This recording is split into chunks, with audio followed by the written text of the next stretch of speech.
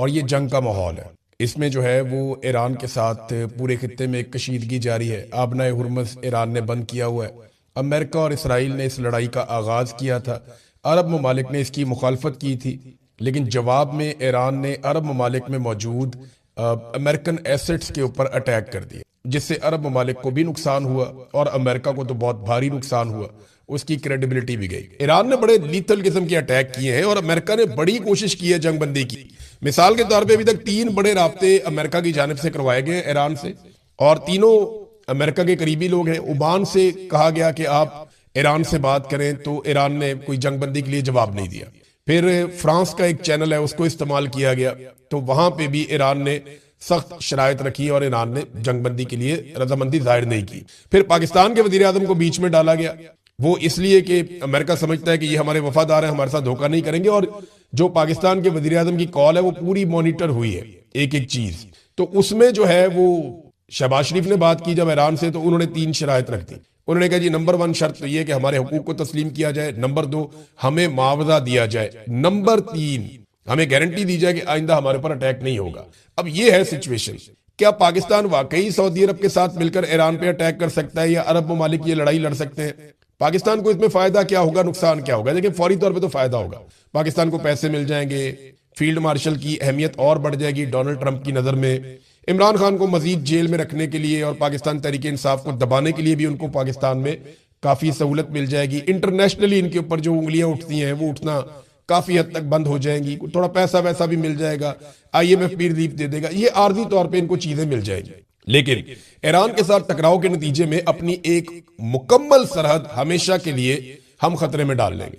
देखें ना, जो अफगान सरहद है वो हमने खतरे में डाल ली है। अभी गुज़िश्ता रोज जो रात के वक्त पाकिस्तानी जेट तैयारों ने बमबारी की है अफगानिस्तान में, उसके नतीजे में वहां पे एक तेल का बहुत बड़ा स्टोरेज, पेट्रोलियम का, जो उन्होंने अपनी एयरलाइंस के लिए रखा हुआ था, वो तबाह हो गया और काफी नुकसान हुआ अफगानिस्तान के अंदर। वो लगातार पाकिस्तान वहां पे अटैक कर रहा है, और इन अटैक्स के पीछे अमेरिका की वो सोच है कि हमें बगराम एयरबेस चाहिए। वो पहले कह चुके हैं ये बात। ईरान ने बड़ी तारीफ की है।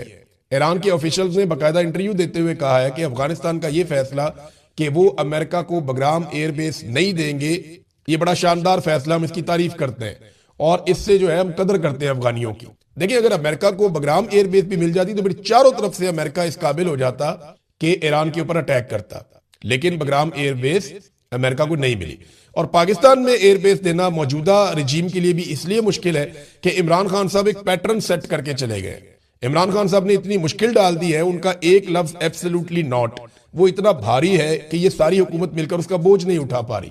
वरना ये बड़े आराम से उनको अड्डे देते थे अमेरिकन को कि यहां से भी मारे आप ईरान को। बहरहाल, अब सऊदी अरब से पाकिस्तानी बहुत प्यार करते हैं, लेकिन पाकिस्तानी ईरान से भी प्यार करते हैं। अगर पाकिस्तान ईरान के साथ किसी लड़ाई में उतरता है तो ये डिजास्टर होगा। ये बहुत बड़ी गलती होगी, बहुत बड़ी मिसकैलकुलेशन होगी पाकिस्तान की मिलिट्री की कि वो ईरान के साथ एक जंग लड़ेंगे, चाहे वो सऊदी अरब के लिए ही लड़े।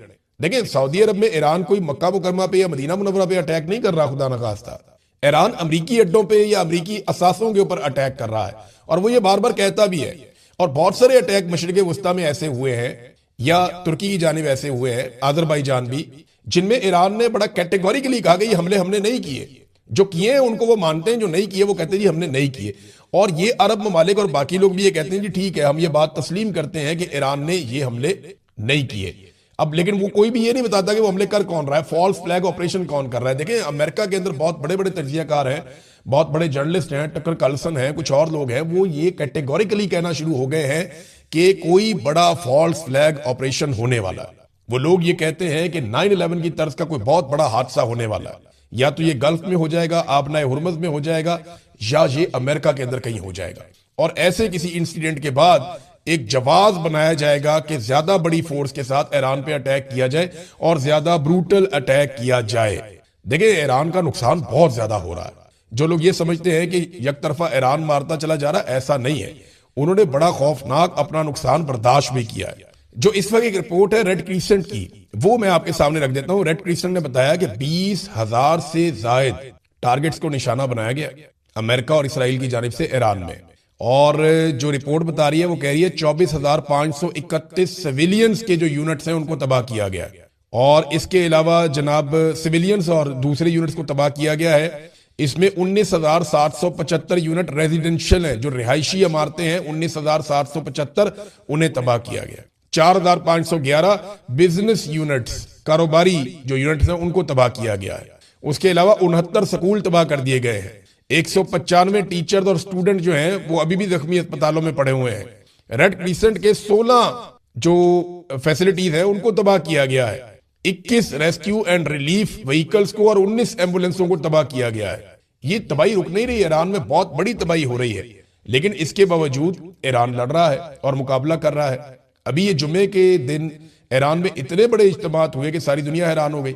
अमेरिका चाहता था कि ईरानी निकलें ईरान के अंदर मौजूदा रजीम के खिलाफ, लेकिन हुआ क्या कि ईरानी बहुत बड़ी तादाद में निकले, और इतनी बड़ी तादाद में जंगज़दा मुल्क के अंदर लोगों का निकलना हैरान कुन है।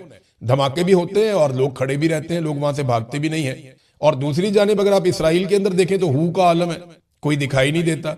दोनों जगह पे बड़ी अजीबोगरीब किस्म की रिपोर्टिंग हो रही है। ईरान के अंदर ज्यादा हमले हो रहे हैं, ज्यादा तबाही हो रही है, ज्यादा लोग मारे जा रहे हैं, ज्यादा बम गिर रहे हैं, इसके बावजूद लोग सड़कों पे बहुत बड़ी तादाद में लोग अपनी हुकूमत के साथ, अपने रिजीम के साथ खड़े हैं। जबकि यही चीज जब इससे बहुत कम शिद्दत के साथ इसराइल में हो रही है तो हू का आलम है। लोग नीचे बेसमेंट्स के अंदर घुसे हुए हैं, लोग जो है वो सुरंगों के अंदर घुसे हुए हैं। तो बड़ी अजीब सूरत हाल है, दोनों जगह पे सिचुएशन बिल्कुल अलग है। डोनाल्ड ट्रंप ने G7 ममालिक के जो सरबराहान है उनसे गुफ्तगू की है, और ये एक कॉन्फ्रेंस हुई है उनकी ऑनलाइन। उसमें डोनाल्ड ट्रंप ने कहा कि जल्द ईरान हथियार डाल देगा, लेकिन अरब ममालिक ये जानते हैं कि ट्रंप के अंदाजे गलत हैं, क्योंकि देखें ईरानी हथियार डाल देंगे ये उनके खून में ही नहीं है। हथियार वो नहीं डालेंगे, आपको उन्हें शिकस्त देनी पड़ेगी। आप वहां घुस जाएं, चले जाएं, किसी तरह वहां पे उतर जाएं, कोई जवाब आप बना लें तो वो एक अलग बात है। अदरवाइज जिस तरह की लड़ाई आप लड़ रहे हैं इसमें आप ऐसे शिकस्त दे नहीं सकते। आप नए हुर्मुज़ को तो खुलवा नहीं पा रहे, वो मुंह चढ़ा रही है अमेरिका का और इसराइल का कि इतनी बड़ी ताकत होने के बावजूद पानी का एक रास्ता है उसको नहीं खोला जा सक रहा, बल्कि ईरानी अब मजाक उड़ाते हैं। ईरानी फौज के अंदर यह भी कहा गया कि जनाब जो जहाज यहां से गुजरना चाहते हैं वो अपने साथ एक एक अमरीकी शिप को लेकर आए, जंगी जहाज अमेरिका का साथ लेकर आए, ताकि आपको हम गुजरने दें यहां से। और अमेरिकन ये कहते हैं कि हम यहाँ पे प्रोटेक्शन देंगे और इसको खुलवाएंगे, तो ईरान तो इसको खोलने नहीं दे रहा। ये हालत बड़ी तशवीशनाक है। तो डोनाल्ड ट्रंप से जब ये बार बार पूछा गया कि जनाब ये लड़ाई खत्म कब होगी, इसका जवाब डोनाल्ड ट्रंप के पास नहीं है। ना वो G7 ममालिक को बता पाए कि जंगबंदी कब होगी, हालात नॉर्मल कब होंगे, ना वो अपने मुल्क में बता पा रहे हैं। बस ये कहते हैं कि जल्दी हो जाएगा। एक और चीज डोनाल्ड ट्रंप के गले पड़ गई है, जो बच्चियों के स्कूल पे अटैक हुआ। ये एक ऐसा इंसिडेंट है जिसको पूरी दुनिया उठा रही है। ये एक ऐसा वाकया है जिसपे सारी दुनिया में गुस्सा है कि अमेरिकन ने एक ऐसे स्कूल के ऊपर मिसाइल मार दिया जहां पे बच्चियां पढ़ रही थी। और इसके बारे में जो इतलात है मैं आपको अगले वीलॉग में बताऊंगा कि एक्चुअली ये मारा कैसे। वहां पे लोग इकट्ठे हो रहे थे और ये बाकायदा सैटेलाइट से देखा जा रहा था, फिर उनको मारा गया सबको। और ये मासूम बच्चे थे सारे जो भाग दौड़ कर रहे थे कि पता नहीं ये क्या हो गया यहाँ पे, और पहले आसपास बम धमाके भी हुए थे। तो ये जानबूझ के कत्ल किया गया है, कुछ ऐसे सोर्सेज भी बता रहे हैं। लेकिन डोनाल्ड ट्रंप ने जो झूठ बोला इसके ऊपर वो उसके गले पड़ गया। देखिए डोनाल्ड ट्रंप से जगह जगह ये पूछा गया कि बताएं ये आपने क्यों किया, तो डोनाल्ड ट्रंप ने कहा हमने नहीं किया। फिर डोनाल्ड ट्रंप ने कहा ये ईरान ने किया, तो ये झूठ है। अब ये झूठ साबित हो गया, क्योंकि जितनी भी, और ये भी कहा कि टॉम हॉक मिसाइल ईरान के पास भी है। तो डोनाल्ड ट्रंप ने एक झूठ को छुपाने के लिए कई झूठ बोल दिए 168 बच्चियों के कत्ल के बाद। अब ये मामला अमेरिका के अवानों के अंदर उठाया जा रहा है, अमेरिका के मीडिया के अंदर उठाया जा रहा है, और हर जगह पे ये बात की जा रही है कि अमेरिकी सदर झूठ बोलता है। और अमेरिकी सदर ने हमारे साथ झूठ बोला, क्योंकि अमेरिकी फौजी तहकीकात के अंदर ये बात साबित हो गई है कि ये जो हमला किया गया, ये हमला अमेरिकी फौज की जानिब से किया गया, ये ईरान ने हमला नहीं किया। नाज़रीन, एक और बड़ी खबर जो है वो मार्केट में आ गई है और उसके ऊपर बहुत शदमत के साथ बात हो रही है कि ये जो नेतन्याहू आया ये असली था या नकली था। यानी नेतन्याहू मीडिया के सामने तो नहीं आया, एक ऑनलाइन किस्म की प्रेस कॉन्फ्रेंस की है नेतन्याहू ने। अब ये शख्स असली था या नकली था, इसके बारे में बहस शुरू हो गई है। बहुत सारे लोग दावा कर रहे हैं उसकी बॉडी लैंग्वेज दिखा के, उसके हाथों की हरकत दिखा के, तस्वीर निकाल के कि ये असली नेतन्याहू नहीं है। असली नेतन्याहू है या नहीं है, ये कोई आर्टिफिशियल इंटेलिजेंस का बना हुआ नेतन्याहू है, या ये सवाल जवाब जो है ये फिक्स करके बनाए गए हैं, ये चक्कर क्या है। अब ये सवालात उठाए जा रहे हैं, ये बातें की जा रही हैं, लेकिन कोई किसी के पास सबूत नहीं है। बहरहाल मार्केट है, जंग में आपको पता है प्रोपेगेंडा बहुत तेजी से फैलता है। जंग के अंदर पहला कत्ल जो है वो सच का हो जाता है और झूठ प्रिवेल करता है। ये सवाल है या गिला है दहशतगर्दों से? ये तो ऐसा लगता है कि दहशतगर्दों को लाने वाले, दहशतगर्दों को बनाने वाले, दहशतगर्दों को पालने वाले, दहशतगर्दों को सिखाने वाले वो उनसे गिला कर रहे हैं कि आप पीटीआई को क्यों नहीं मार रहे, आप पीटीआई को क्यों नहीं मार रहे, ये उनसे ऐसा लगता है गिला है। दूसरी जानिब ये है जो वो कहना चाह रहे थे कि एक्चुअली पीटीआई क्योंकि दहशतगर्दों की सहूलतकार है, वो उनके साथ मिली हुई है, लिहाजा इसलिए दहशतगर्द पीटीआई को नहीं मारते। दूसरी जानिब ये एक एंगल इसको देने की कोशिश की गई है। देखिए, पीटीआई अगर दहशतगर्दों के साथ मिली हुई है और उनके ऊपर अटैक नहीं हो रहे, ये डीजीआईएसपीआर कह रहे हैं ना, तो इससे पहले एजेंसियों की एक नहीं दर्जनों रिपोर्टें हैं जिनमें पाकिस्तान की आईएसआई ने, मिलिट्री इंटेलिजेंस ने, इन्होंने बाकायदा बार बार इमरान खान को और उनकी पार्टी को लिख कर दिया कि इमरान खान की जान को खतरा है, दहशतगर्द उन पे हमला कर सकते हैं, और दहशतगर्दों ने हमले का प्लान भी कर लिया है। इमरान खान पे कातलाना हमला हो भी चुका है। तो अब ये कह रहे हैं कि जनाब इनको अटैक नहीं करते, खुद लिख लिख कर देते हैं। अब डीजीआईएसपीआर या तो आज झूठ बोल रहे हैं, या इससे पहले जो एजेंसियों की रिपोर्टें इमरान खान साहब को दी जाती थी कि दहशतगर्द आप पे हमलावर होने ही वाले हैं, हमने बंदे पकड़ लिए हैं, वो आप पे हमला करने लगे थे, या तो पाकिस्तान की एजेंसियों की वो रिपोर्टें झूठी थी। अब डीजीआईएसपीआर फैसला कर लें कि वो खुद झूठ बोल रहे हैं या उनकी एजेंसियां झूठ बोल रही हैं जो ये कहती हैं कि इमरान खान की जान को दहशतगर्दों से खतरा है। ये जो रेहान ज़ेब का कत्ल हुआ था, ये किसने किया था? दहशतगर्दों ने नहीं किया था। मुराद सईद की पूरी फैमिली को तबाह बर्बाद कर दिया, दहशतगर्दों ने उनके ऊपर भी हमला किया। ये सुहेल अफरीदी जो है, इनके घर के 11 अफराद शहीद हो गए हमले के अंदर, उन्हें किसने शहीद किया था? तो डीजीआईएसपीआर ये आप कैसे कह सकते हैं कि पीटीआई पे हमला नहीं होता? हाँ, ये बात बिल्कुल ठीक है कि एएनपी के ऊपर भी अटैक हुए, पीटीआई के ऊपर भी अटैक हुए, पीएमएलएन के ऊपर भी कुछ ना कुछ अटैक हुए। शहबाज शरीफ ने तो खड़े होकर लाहौर में ये कह दिया था कि ये जो दहशतगर्द हैं, तालिबान है, इनकी और हमारी सोच एक जैसी है, तो हमारे ऊपर हमले ना करें। वो स्टेटमेंट डीजीआईएसपीआर आप भूल गए? वो स्टेटमेंट आपको याद नहीं है? एक दौर में तो आप लोगों ने ये प्रोपेगेंडा भी किया था कि बेनजीर भुट्टो को अगर बम से मार दिया गया या उसके ऊपर खुद कुछ धमाका किया गया तो नवाज शरीफ को बम से क्यों नहीं मारा गया और नवाज शरीफ के ऊपर खुद कुछ धमाका क्यों नहीं किया गया? वो वाला प्रोपेगेंडा भी आप लोगों ने किया था ना। आज वही नवाज शरीफ को आप सर पे उठा के घूमते हैं। तो ये जब भी कभी किसी सियासी जमात से पाकिस्तान की मिलिट्री एस्टेब्लिशमेंट की या जर्नैलों की लड़ाई हो जाती है ना, तो वो उसी जमात के ऊपर सारी खराबियां उसके अंदर ढूंढते हैं और उसी को रगड़ा लगाते हैं। ये पीटीआई के बेशुमार लोग जो हैं वो शहीद हुए दहशतगर्दी के खिलाफ लड़ाई में। अभी मैं आपको बता देता हूं कि सुहेल अफरीदी ने करक जाना था कुछ अर्सा पहले। ये बात बताने वाली नहीं थी, लेकिन अब बतानी पड़ेगी इनको कि डीजीआईएसपीआर साहब ने कट्टा खुद खोल दिया है, तो अब वो खुद ही बांधे। सुहेल अफरीदी ने करक जाना था, तो उन्हें एजेंसियों ने, पाकिस्तान की इंटेलिजेंस एजेंसियों ने, फौज से वाबस्ता, उन्होंने बताया कि आप पर 100% हमला होने वाला है, आप करक का अपना दौरा मुलतवी कर दें। उन्होंने कहा जी मैं तो जाऊंगा। फिर उन्होंने कहा जी आप जलसागाह तब्दील कर दें। उन्होंने कहा जी वो भी नहीं होगी। उन्होंने कहा जी पहाड़ों पे आके वो बंदे बैठे हुए हैं जिन्होंने आपको टारगेट करना है, आपको क्यों समझ नहीं आ रही, आपको कत्ल कर दिया जाएगा, जलसागाह तब्दील कर दें। उन्होंने जलसागाह तब्दील नहीं की। फिर ये कहा गया स्टेज का रुख बदल दें। उन्होंने कहा जी स्टेज का रुख भी नहीं बदलेगा। फिर कहा गया जहां पे डाइस पड़ा हुआ है ना, वो मुकाम बदल दें, डाइस उठा के यहां से किसी और जगह पे रख दें, कोई सिक्योरिटी का आप बंदोबस्त कर दें, हमारे पास पक्की इतला है कि आपके ऊपर दहशतगर्दी का हमला होगा। तो डीजीआईएसपीआर साहब, ये जो सुहेल अफरीदी को इंफॉर्मेशन दे रहा था, ये कोई भारतीय फौजी तुकाराम था, या जो सुहेल अफरीदी को जो कह रहा था कि आपके ऊपर कातलाना हमला होने वाला है और दहशतगर्द आपके खिलाफ एक दहशतगर्दी करने वाले हैं, ये कौन कर रहा था? अजीत दोवल कर रहा था। भाई पाकिस्तानी एजेंसियां उसको बता रही थी ना, वो तो डरा नहीं और चला गया वहां पे।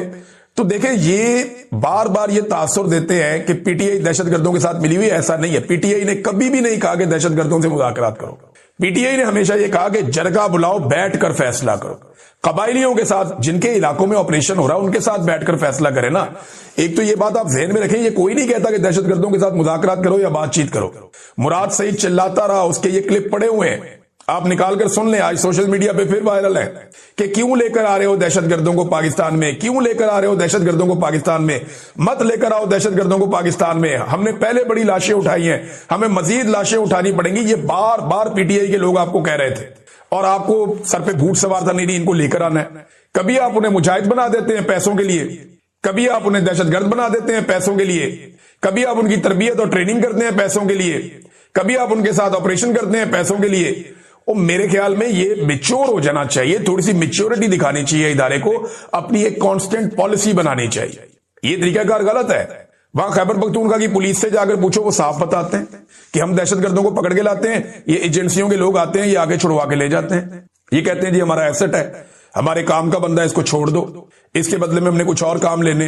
वो कहते जी हम दहशतगर्दों को पकड़ के लाते हैं। वो एग्जैक्टली वहां पुलिस वाले बताते थे खैबर पख्तूनख्वा में कि हमें पता है कौन कौन से दहशतगर्द ग्रुप कहां बैठे हुए हैं, हम कार्रवाई करना चाहते हैं, ये हमें कार्रवाई करने नहीं देते, एजेंसियां हमें कार्रवाई करने नहीं देती, ये हमें रोकते हैं कि आपने वहां कार्रवाई नहीं करनी। और मकामी लोग क्या समझते हैं, जरा ये समझ लें आप कि मकामी लोगों का प्रॉब्लम क्या है। वहां फुकदान है ट्रस्ट का। हजारों ऑपरेशन हो गए हैं, अभी तक खैबर पख्तूनख्वा में अमन नहीं आया। बल्कि पिछली मर्तबा जो बड़े बड़े ऑपरेशंस किए गए थे, जब ऑपरेशन किए गए थे तो उन शहरियों से जिनको उनके इलाकों से बेदखल कर दिया गया था, उनसे कुछ कमिटमेंट्स की गई थी, कुछ वादे किए गए थे कि आपके घर बनाएंगे, आपके बाजार बनाएंगे, आपका कारोबार बनाएंगे, आपको पैसा देंगे, आपको वसाइल मुहैया किए जाएंगे, जो नुकसान होगा उसका अदाला भी होगा। ये वादे उनसे किए गए थे, वादे पूरे ही नहीं किए गए। शो ऑफ के लिए छोटा मोटा कोई एरिया बना के तो सारे मीडिया में चला देते हैं, ये हमने बना दिया। कोई वादा पूरा नहीं किया गया खैबर पख्तूनख्वा के कबायली इलाकों में वहां के लोगों के साथ। जब वादे आपने उनके साथ पूरे नहीं किए ऑपरेशनों के बाद, तो वो दोबारा अपने घरों को क्यों तबाही के लिए आपके पास छोड़ दें। अब आपको उनके साथ बैठकर बात करनी पड़ेगी। ये है फड्डा। एक तो दहशतगर्दों को लेकर आप आए, लेकिन ना ये बार बार कहते हैं ना कि इमरान खान दहशतगर्दों को लेकर आया। भाई दहशतगर्दों को लेकर आने के लिए कोई मीटिंग हुई होगी ना, उस मीटिंग के मिनट्स भी होंगे, लाओ पब्लिक करो, पता चल जाएगा। जनरल बाजवा का और जनरल फैज हमीद का आइडिया था दहशतगर्दों को वापस लेकर आते हैं। इमरान खान साहब ने कहा था कि यह मुशावरत सियासी सतह पे होगी। मुशावरत के अंदर सबने मना कर दिया, सवाल ही पैदा नहीं होता, कोई दहशतगर्द पाकिस्तान नहीं आएगा। और इमरान खान ने बता दिया जी दहशतगर्द पाकिस्तान नहीं आएगा। फिर इमरान खान साहब की हुकूमत गिरा दी गई और उसके बाद राणा सनाउल्लाह ने अनाउंस किया कि दहशतगर्दों को वापस लाने के लिए हमारे मुज़ाकरात चल रहे हैं और अब हम उन्हें वापस लाकर बसाने वाले हैं। ये मुज़ाकरात राणा सनाउल्लाह ने अनाउंस किए और उसके बाद जो मीटिंग्स हुई उनमें तय हुआ और फिर दहशतगर्दों की पाकिस्तान में आमद शुरू हो गई।